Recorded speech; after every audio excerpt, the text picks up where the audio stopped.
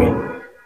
আল্লাহ রাসূল সাল্লাল্লাহু আলাইহি ওয়াসাল্লাম জবাব দিলেন, যার চরিত্র সুন্দর, যিনি অত্যন্ত মার্জিত, অত্যন্ত সুন্দর চরিত্রের অধিকারী।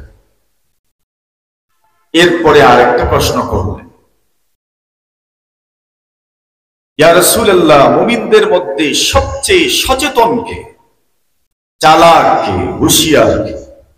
আজকালকার দুনিয়াতে মনে মনে আমরা সবাই হুঁশিয়ার, মনে মনে আমরা সবাই চালাক, সবাই সচেতন।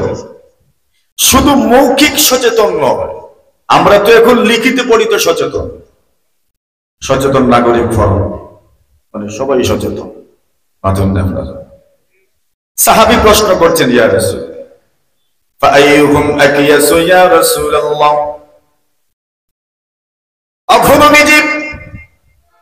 মুমিনদের মধ্য থেকে পরিপূর্ণ মুমিন যদি, সুন্দর চরিত্রবান মুমিন যদি পরিপূর্ণ মুমিন হয়, তবে সবচাইতে সচেতন মুমিন কি?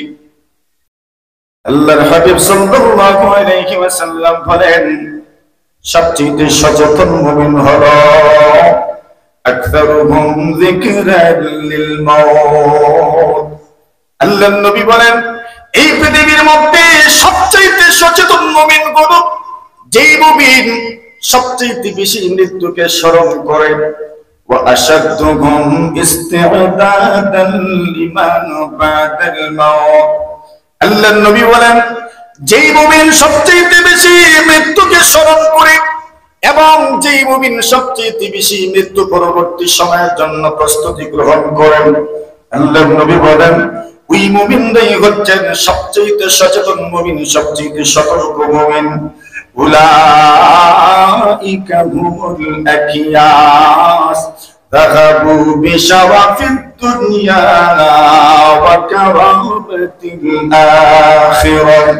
আল্লাহর নবীজি বলেন, এই মুমিনরাই সবচেয়ে সচেতন, যাহাবু বিশাওয়াফিদ দুনিয়া ওয়া কারামাতিল আখিরাহ। এরা দুনিয়ার জমিনেও সম্মানী এবং পরকালেও মহান আল্লাহর কাছেও তারা সম্মানী।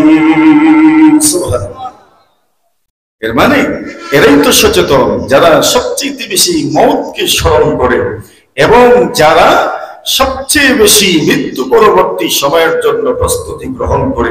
জীবদ্দশায় মৃত্যু পরবর্তী সময়ের জন্য তাদের প্রস্তুতি, কত ধরনের প্রস্তুতি আছে।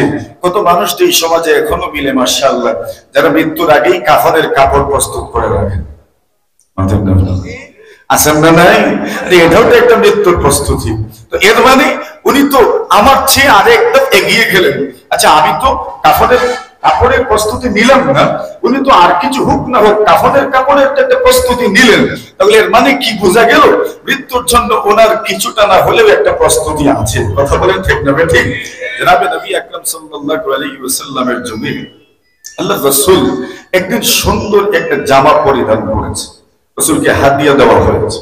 রাসূল আকরাম সাল্লাল্লাহু আলাইহি ওয়াসাল্লামকে সুন্দর জামা হাদিয়া দেওয়া হয়েছে। আল্লাহর রাসূল ওই সুন্দর জামাটা পরিধান করেছেন। আল্লাহর রাসূলের এই জামাটার প্রয়োজনও ছিল, আল্লাহর রাসূল পরিধান করেছেন।